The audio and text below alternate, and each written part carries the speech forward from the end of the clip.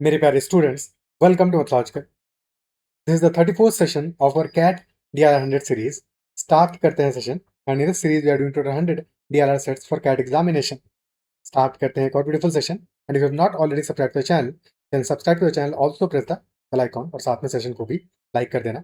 So the set for today, this is the set for today followed by 6 questions. So first few questions are very doable. Try to attempt the set, understand the set carefully and then attempt the set और उसके बाद में ही solution checkout करना।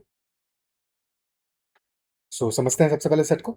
Students of class 12th across 4 branches of SMS school. Branches are Indira Nagar, Vikas Nagar, Gomti Nagar and Mahanagar, and they appeared for quizzes in 3 subjects: physics, chemistry and mathematics. Every student appeared for all 3 quizzes and passed in at least one subject. ठीक है, so every student appeared for all 3 subject quizzes, but they definitely passed in at least one subject. So there is basically zero number of students who failed in all the 3 subjects. Table below provides information about the total number of students in class 12th in every branch, the number of students who failed in each of the 3 subjects across the 4 branches, and those who failed in exactly 3 subjects. So that data, exactly 2 subjects, that data is given. Exactly 3 तो 0 है होगा हमारा as per the given information. ठीक है, सो समझ के करने की कोशिश करते हैं। फॉर एग्जाम्पल एक ब्रांच लेते हैं particular Indira Nagar. So as far as Indira is concerned, total students in Indira Nagar branch in class 12th obviously that is 120. And out of those, number of students who failed in physics, that is 24, who failed in chemistry is 28, and who failed in mathematics, that is 38, and exactly 2 subjects में जो fail हुए those are equal to 32. तो अगर हम Venn diagram बनाने की कोशिश करें for these all these 120 students, so we can say that those who failed in physics, those who failed in chemistry, and those who failed in mathematics. Okay, so if there are A students who failed only in physics, B students who failed only in chemistry, C students who failed in only in mathematics, and then apart from that, X students who failed in physics and chemistry both. अब all 3 subjects में तो 0 है. Y who failed in physics and mathematics both, and Z who failed in chemistry and mathematics both. तो physics में fail कितने हुए? 24 हुए, तो this number is 24. Chemistry में fail हुए 28, and mathematics में fail हुए 38. So as per the Venn set of physics, we can say that A plus X plus Y will be equal to 28, 24. This is 24. Similarly, B plus X plus Z is for chemistry, which is 28, and C plus Y plus Z is equal to 38. Okay, this much is given. Additionally, may be given exactly 2 subjects में fail होने वाले 32 है. Exactly 2 यानी कि X plus Y plus Z. So X plus Y plus Z, this is equal to 32. क्या यहाँ तक बात clear है? Now if we add the first 3 equations, so A plus X plus Y, this is equation number 1, equation number 2, equation number 3, and equation number 4. Now if we add equation number 1 plus 2 plus 3, so we can say that this will be A plus B plus C plus 2 times of X plus Y plus Z, and this total is equal to 24 plus 28, 52 plus 38, which is 90. This total is 90. Now out of this, A plus B plus C represents those who failed in only one subject. So basically the set representing those who failed only in one subject, or the set representing those who belong to only one set. Similarly, X plus Y plus Z represents those who failed in exactly two, यानी कि set representing those who belong to two sets. So 1 plus 2 times 2, this is equal to basically 90. और X plus Y plus Z we know that is equal to 32. तो इसकी value 32 put कर दो, तो 1 plus 2 times 32, that is 90. So those who belong to only one set will be equal to 90 minus 64, which is equal to 26. क्या ये बात clear है? तो डायरेक्टली बस हम इतना ही करेंगे अब इसके बाद, ठीक है। और ये जो हमें नंबर मिला है दिस 90, अब यहाँ से हम ये भी आइडेंटिफाई कर सकते हैं कि कितने हमारे, क्योंकि हमें पता है now those who belong to only one set that is 26 and those who belong to sets that is equal to 32। तो ये टोटल हमारा समेशन क्या आएगा, यानी कि failed in physics union failed in chemistry union failed in mathematics, that will be 1 plus 2। बस एक एक बारी तो ऐड करेंगे इनको, that number will B 26 plus 32, which is 58. So 58 students failed in at least one subject, और उसके बाद में जो बाकी बचे that is 120 minus 58, those passed in all three. So 62 passed in all three, they will be outside these three sets. तो क्या ये डायग्राम क्लियर है? This will be our basic fundamental diagram. तो हम डायग्राम नहीं बनाएंगे हर एक केस में, बट क्या स्ट्रक्चर समझ में आ रहा है? ठीक है, हम टेबल बनाएंगे अपनी फॉर एवरी ब्रांच अकॉर्डिंगली। ठीक है, अकॉर्डिंगली अपनी हर एक ब्रांच के लिए टेबल बनाएंगे। So once we add physics plus chemistry plus mathematics, these three values summation will give us equal to those who belong to only one set plus twice those who belong to two sets.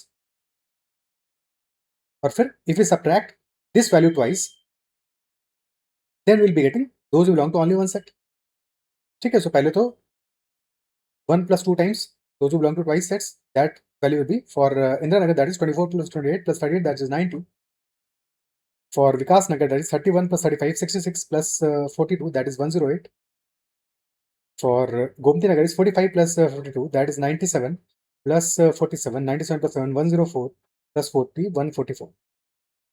And for Mahanagar, that is 56 plus 52, 58 plus 62, that is 176. तो पहला part तो हो गया। ठीक है, आगे बढ़ते हैं इसके।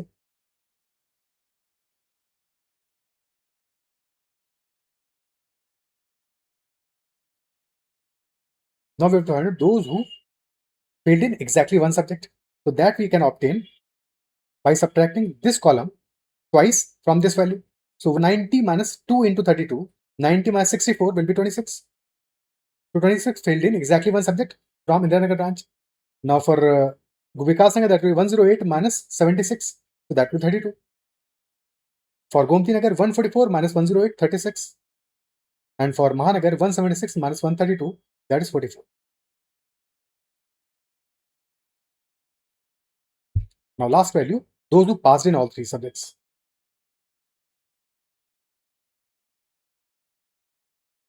Passed in all three. So that will be equal to total minus those who failed. अब 3 में तो कोई फेल हुआ नहीं, तो टोटल माइनस 1 plus 2. ठीक है, सो 1 plus 2 क्या आएगा हमारा? That is 58. फॉर इंदिरा नगर तो 120 minus 58, 62. For Vikas Nagar that is 140 minus 70, 32 plus 38, 70. तो 70 आ गया हमारे past in all three.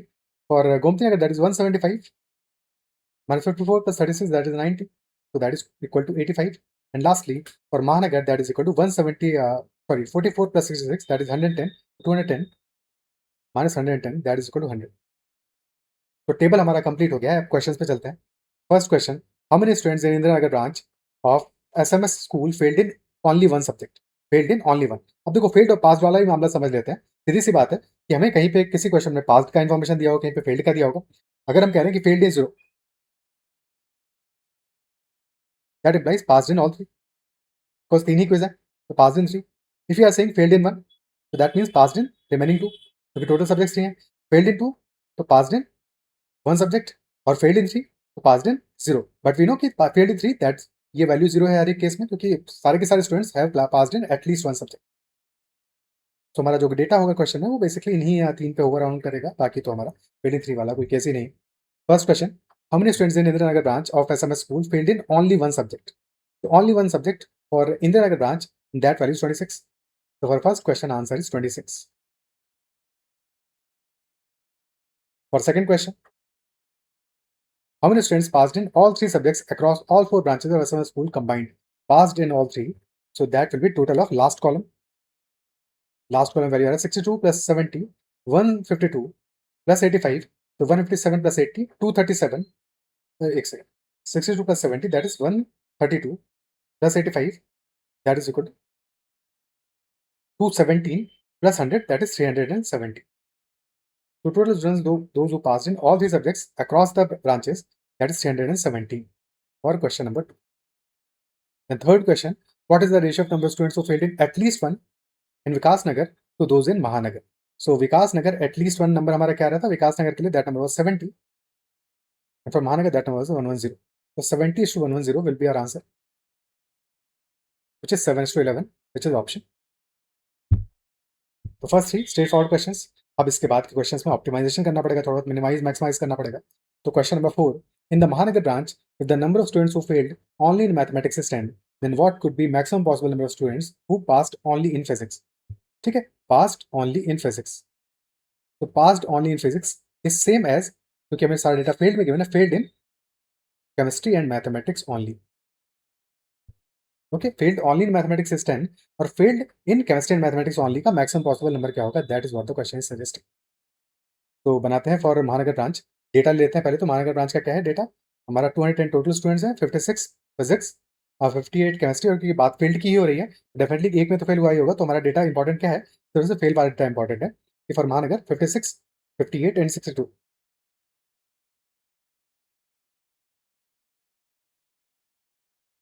Physics, chemistry and mathematics, and then failed in 2 is 66, failed in 1 is 44.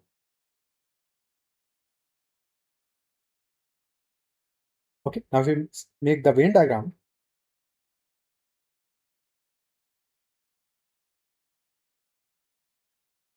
For physics, chemistry, and mathematics.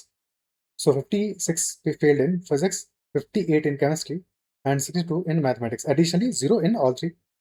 And students who failed only in mathematics is 10. So this value here, this will be 10. Only in mathematics is equal to 10. ठीक है, अब हमें क्या known है इसके अलावा, that 66 failed in 2 subjects. So this value plus this value plus this value, that is 66. But we know that if this is A, this is B, this is C, then A plus B plus 10 is 62. क्योंकि mathematics से fail हुए हैं, total 62, तो A plus B equal 52 आ गया यहाँ से, और A plus B plus C, that is equal to 66. So clearly from these two equations we can say that C is equal to 14. ये बात तो क्लियर हो गई कि C is equal to 14 आ गया.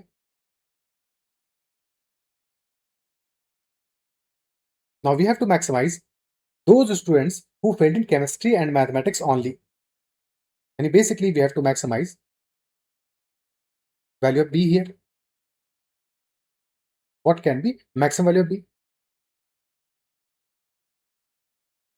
So since A plus B is 52, तो we can assume कि B को maximum क्या 52 ले सकते हैं क्या? क्या B को 52 ले लेंगे तो हमें कोई प्रॉब्लम आएगा या फिर हो जाएगा काम? तो ठीक है, B max can be as per this equation, A plus B is equal to 52 can be 52. But क्या B का 52 होना पॉसिबल है? Now check this set.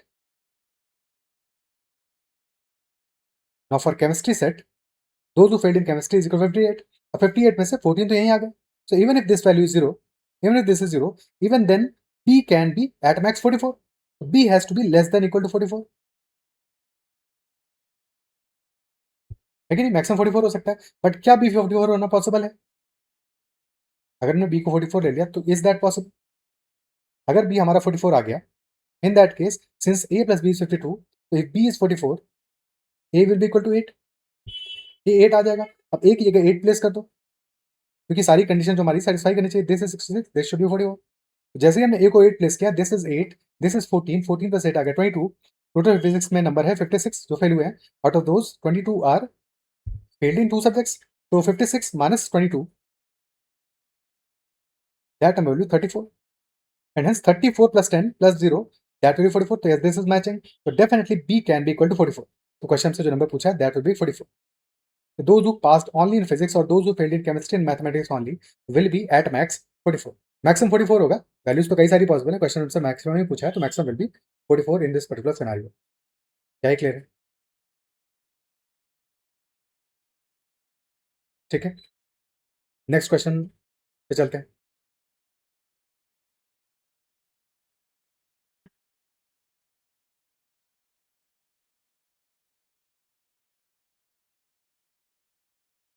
What is the maximum possible number of students in Gomti Nagar branch who passed only in mathematics and chemistry? Again, passed mentioned है, तो इसको convert कर लेते हैं फेल्ड में. कि failed in, if they passed in mathematics and chemistry only, that means that they failed in physics only, because only mentioned है, तो failed in physics only. So maximum number of students who failed in physics only in Gomti Nagar branch. So data of Gomti Nagar for PCM failed in Gomti Nagar, those are 45, 52 and 47. 45, 52 and 47 for PCM.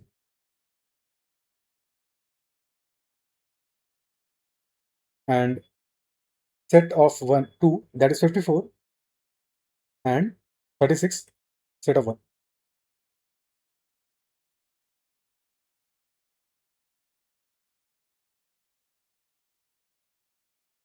तो total of those who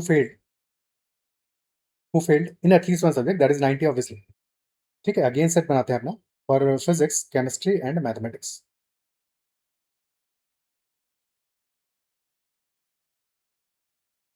और अगर अब तक attempt नहीं किया तुमने अपने तो ट्राई करो साथ में पैरेलल में। 45 failed in physics, 22 failed in chemistry, and 47 failed in mathematics. And we have to maximize those students who failed in physics only. यानी कि ये जो पोर्शन है हमारा फिजिक्स ओनली वाला, this portion here, this we have to maximise. और अगर किसी पर्टिकुलर पोर्शन को मैक्सिमाइज करना है तो बाकी जो बचे हुए पोर्शन है उन सबको मिनिमाइज करना पड़ेगा। That is the only way भाई, क्योंकि हमारे पास सम तो फिक्स्ड है। अगर सम फिक्स्ड है तो अगर किसी एक को मैक्सिमाइज कर रहे हैं तो बाकी सबको मिनिमाइज करना पड़ेगा। ठीक है, ऑल थ्री जीरो एनीवे। तो those who failed in two subjects that is 54, those who failed in one subject that is 36। तो क्लियर सी बात है कि हमारा जो बिलोंग कर रहा है, जो रीजन है, this region belongs to only one, those who failed in only one subject. तो डेफिनेटली मैक्सिमम वैल्यू क्या हो सकता है इसका, you have to maximise this. But even if this is maximum, this has to be less than equal to 36। तो हमारा answer बहुत बड़ा भी होगा तो भी it can be 36, it can not be more than that. ठीक है, तो एक तरीका ये हो सकता है कि हम 36 वैल्यू पुट करके देखें क्या सेटिस्फाई करेगा कि नहीं करेगा।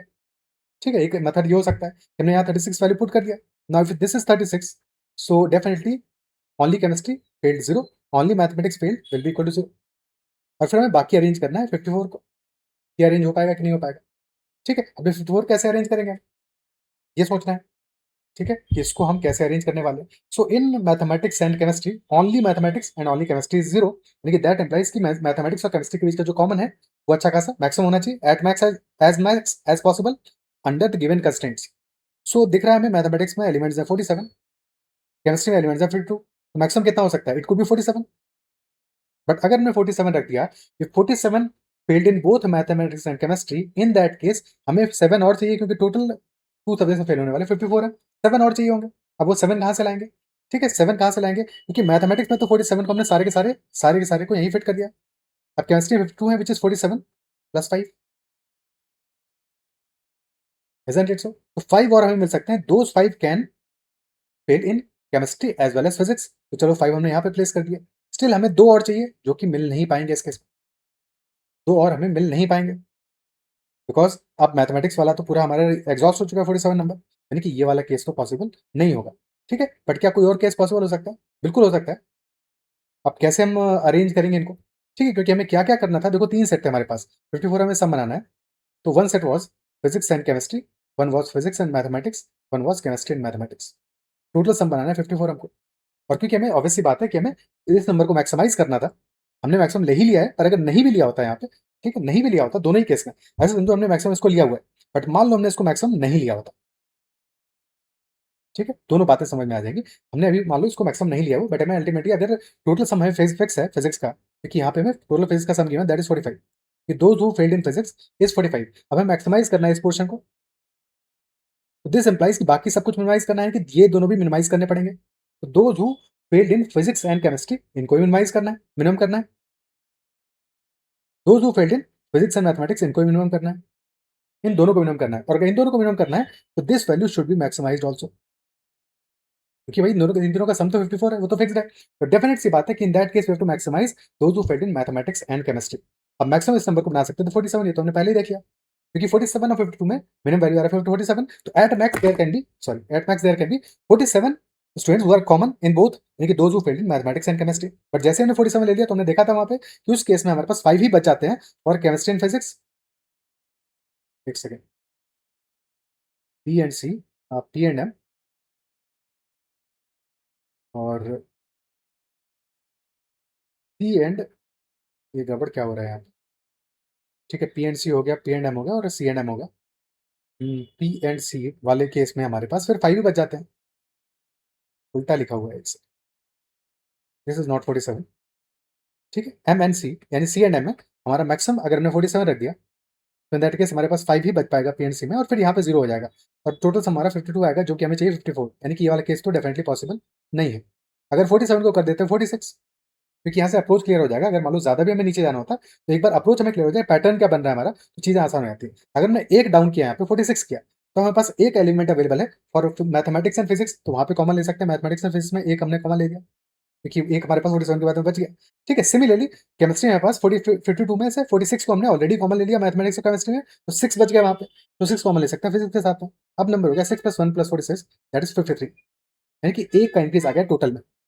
हमें चाहिए 54, यानी कि बस एक और इंक्रीज करना है, तो बस एक सब्ट्रैक्ट कर दो केमिस्ट्री मैथमेटिक्स में। नेक्स्ट आ जाएगा 45, यहाँ आ जाएगा 7, यहाँ आ जाएगा 2, तो डेफिनेटली हमारा ये पार्ट मैच कर जाएगा। तो यस, 36 नंबर रखना यहाँ पे पॉसिबल है। और कैसे पॉसिबल है? 36 नंबर से हमने रख के देखा था, तो वहां पे भी ऐसे केस सॉल्व करते, अदरवाइज नहीं भी रखा है अभी तक तो भी कोई दिक्कत नहीं है, हम समझ गए हमारा केस बन गया, जहाँ पे कि हमने जो वैल्यूज मिनिमाइज करी थी उनको मिनिमाइज कर लिया है और बाकी सबको सेट कर लिया। अब सेट करके चेक आउट कर लेंगे कि हमें वैल्यू क्या मिलने वाला है। ठीक है, अब देख लेंगे कि वहां पे वैल्यू क्या मिलेगा। 54 टोटल आया, 45 आ गया केमिस्ट्री एंड मैथमेटिक्स में, 7 आ गया फिजिक्स एंड केमिस्ट्री में, और 2 आ गया फिजिक्स एंड मैथमेटिक्स में।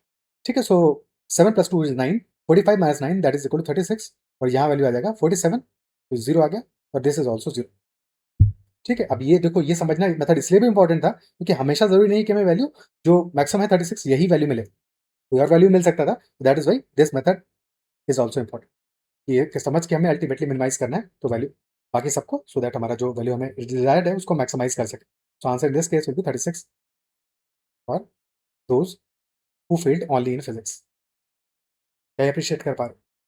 तो अच्छा सवाल था एक, हालांकि आंसर सिंपल है, आंसर देख के सिंपल लग रहा है कि आंसर 36 ही आ रहा है, but that is just a coincidence, किसी और क्वेश्चन में किसी और दिन आंसर डिफरेंट हो सकता था। ठीक है, अब अगला क्वेश्चन करते हैं। So last question of this set. In the Vikas Nagar branch, if the number of students who failed only in physics and chemistry is equal to the number of students who failed only in chemistry and mathematics, then what is the maximum number of students who failed only in mathematics? अगर अभी तक तुम इन questions में थोड़ा सा डर रहे थे तो कोशिश करो इस क्वेश्चन को सॉल्व करने का। ध्यान ये रखना है कि जब तुम्हारा एक बार सॉल्यूशन आ जाए, तुमने एक बार आंसर तक पहुंच गए, उसके बाद में जो कंस्टेंट्स है हमारे ना क्वेश्चन के, उनको जरूर आइडेंटिफाई कर लेना कि सारे के सारे कंस्टेंट सेटिस्फाई कर रहे हैं कि नहीं कर रहे हैं, क्योंकि ऐसा कई बार हो सकता है कि कंस्टेंट सेटिस्फाई नहीं कर रहा हो। ठीक है, तो लास्ट में वो चीज़ जरूर चेक कर लेना। अब पहले विकास नगर का डेटा हम लोग उठा लेते हैं फ्रॉम आवर टेबल। तो फॉर विकास नगर पीसीएम का वैल्यू क्या आ रहा था हमारा, दैट वैल्यू वाज 56, विकास नगर का 31, 35, 42, 31, 35 एंड 42 फॉर पीसीएम। और बाकी डेटा हमारा आ रहा है एग्जैक्टली 2, 38, एग्जैक्टली 1, 32।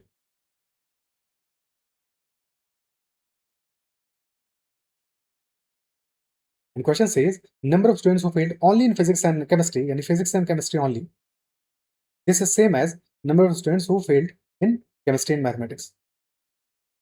फिर से एक बार सेट बनाते हैं। इनमें से किसी भी क्वेश्चन में हमें बाहर का जो डेटा था ना, मतलब जो कि किसी में फेल नहीं हुए, उनकी जरूरत ही नहीं पड़ी क्योंकि वो डेटा तो फिक्स ही था हमारा। तो PCM 31 failed in physics, 35 failed in chemistry, and 42 failed in mathematics. Okay, now those who failed in two subjects, that is 38, those who failed in one is 32। और हमें मैक्सिमाइज क्या करना है, we have to maximize the number of students who failed only in mathematics। लेकिन this time we have to maximize this set here who failed only in mathematics, है कि नहीं? अब इनको अगर हमें मैक्सिमाइज करना है, सो इन दैट केस बाकी सब कुछ मिनिमाइज करना पड़ेगा। ऑब्वियसली ऑल 3 में फेल होने वाले तो 0 है, बाकी सब कुछ मिनिमाइज करना है। ठीक है, और मैथमेटिक्स का टोटल सम भी 42 हमारा फिक्स्ड है, तो सीधी सी बात है कि ये दोनों वैल्यूज तो मैक्सिमाइज मिनिमाइज होंगी हमारी। Those who failed in physics and mathematics should be as minimum as possible. They should be minimum. Those who failed in chemistry and mathematics, this should also be minimum. But constraint के साथ minimum होगा ना, अब constraint भी तो given है। Those who failed in physics and chemistry will be equal to those who failed in chemistry and mathematics। तो अगर मैं फिजिक्स और केमिस्ट्री वालों को ये जो वैल्यू है हमारा, क्योंकि जितना ज्यादा ये वैल्यू मैक्सिमम होगा हमारा, उतना ही ज्यादा ये वैल्यूज, क्योंकि भाई इन तीनों का सम तो फिक्स्ड है। भाई set those who belong to those who failed in two subjects, उनका सम तो फिक्स्ड है, 38 है। तो अगर हम इस वैल्यू को मैक्सिमाइज करेंगे तब तो ये बाकी दोनों मिनिमम होंगे ना। बट अगर हम इसको मैक्सिमाइज करते हैं, let us say this is equal to x, तो हमें पता है फिजिक्स और केमिस्ट्री में जो फेल हुए हैं those are same as those who failed in chemistry and mathematics, यानी कि this is also equal to x. तो ये जितना मैक्सिमम होगा ये भी तो मैक्सिमम होगा। ठीक है, अगर ये दोनों एक्स हैं और मान लिया ये वाई है, तो 2x + y this is equal to 38। अब अगर हम x को मैक्सिमाइज करते हैं, x को 19 कर दिया, मैक्सिमम कितना होगा जब y 0 हो जाए, तो y अगर 0 हो रहा है तो 2x हमारा क्या हो जाएगा 38, यानी कि x इक्वल टू 19 आ जाएगा। बट अगर हम x को 19 रखें, क्या ये चीज पॉसिबल होगा? एक्स इक्वल टू 19, क्या ये चीज पॉसिबल होगा हमारे इस क्वेश्चन में? क्योंकि साथ में हमें ध्यान देना केमिस्ट्री के सेट में टोटल एलिमेंट्स कितने हैं हमारे, 35 है। और जैसे ही हमारा एक्स अल्टीमेटली 19 हो गया, मान लो ये दोनों एक्स हैं और यहाँ पे हमने मान लिया लेटेस्ट से केमिस्ट्री में है सी, तो 2x plus C this is equal to 35।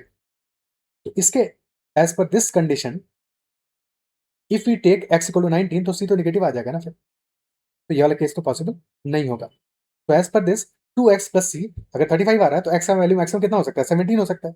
x को 17 ले लो और c इक्वल टू 1 आ जाए उस केस में। x 17 would be possible, but put करके देखना पड़ेगा। अगर x 17 आ रहा है 2x हमारा 34 आ जाएगा, y आ जाएगा 4। चेक करते हैं पुट करने पे सेटिस्फाई कर रहा है या फिर नहीं कर रहा है। तो if x is 17, this is 17, this is 17, 34 आ गया, c is equal to 1 and then y is equal to 4। तो 17 प्लस 4 21, यानी कि ओनली इन मैथमेटिक्स आ गया 21। अब 17 प्लस 4 21 आ गया, ओनली इन फिजिक्स आ गया 10। तो चेक करो क्या सारी कंडीशन सेटिस्फाई हो रहा है। 10 प्लस 21 प्लस 1, तो yes this is equal to 32, satisfy कर रहा है। 38 तो हमने सेटिस्फाई कराया ही कराया, तो yes maximum value will be equal 21। This will be the maximum possible value of those who failed only in mathematics. तो answer will be 21 in this case. ठीक है, और अगर ये कंस्ट्रेंट हम पहले ही देख लेते कि केमिस्ट्री वाला सेट में जो वैल्यू है ना, भाई दोनों एक्स तो आ रहे हैं केमिस्ट्री वाले सेट में, दोनों इक्वल होना है। तो जाहिर सी बात है अगर टोटल सम हमारा 35 है, at max it can be 17.5, but क्योंकि नंबर ऑफ स्टूडेंट्स हैं तो can be 70, so at max this value can be 70। और फिर कंडीशन पुट करके चेक कर लेते हैं कि हमारा सेटिस्फाई कर रहा है कि नहीं कर रहा है, कर रहा है तो जो आंसर हमारा आएगा इस कंडीशन से वही हमारा फाइनल आंसर हो जाएगा। So final answer of this question will be 21 in this case. क्या ही अप्रिशिएट कर पा रहे हो। तो बढ़िया क्वेश्चंस थे हमारे इस सेट में, और आई बिलीव कि मुझे जितना मजा आया इस सेट को बनाने में उतना ही तुम्हें समझने में मजा आएगा और चीजें सीखने को मिली होंगी। और अगर सीख पाए उस चीज को तो उसके बाद में कुछ अपने एंड पे भी कुछ और सेट करने की कोशिश करना, और आगे के सेशन में और भी हम कुछ इंटरेस्टिंग सेट थ्योरी और वेन डायग्राम बेस्ड सेट करेंगे, सो दैट ये चीजें तुम्हारे लिए और भी क्लियर हो जाए। फिर भी कहीं किसी क्वेश्चन में छोटा सा भी डाउट रहता है तो कमेंट में मेंशन करना विद टाइम्स टाइम।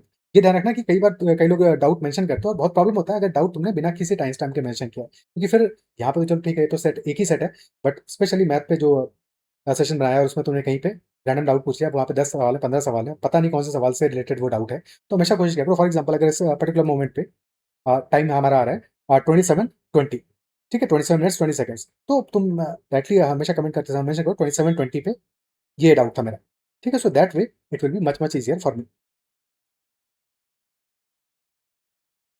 ठीक है। सो इतना ही रखते हैं सेशन में, और अगर सेशन पसंद है इसको लाइक करना है, चैनल को सब्सक्राइब नहीं किया है तो जरूर से कर लेना। और साथ में तुम्हारा कोई क्वेश्चन है, क्वेरी है, तो डेफिनेटली विदाउट हेजिटेशन पूछना उसको भी जरूर, और बताना कि तुम्हारा कैसा एक्सपीरियंस रहा इस सेट में, कितना टाइम लगा तुम्हें अटेम्प्ट करने में, कितने क्वेश्चन को तुम सक्सेसफुली अपने एंड पे सॉल्व कर पाए और क्या कुछ तुमने सीखा। चलो इतना ही रखते हैं, bye, take care and keep learning.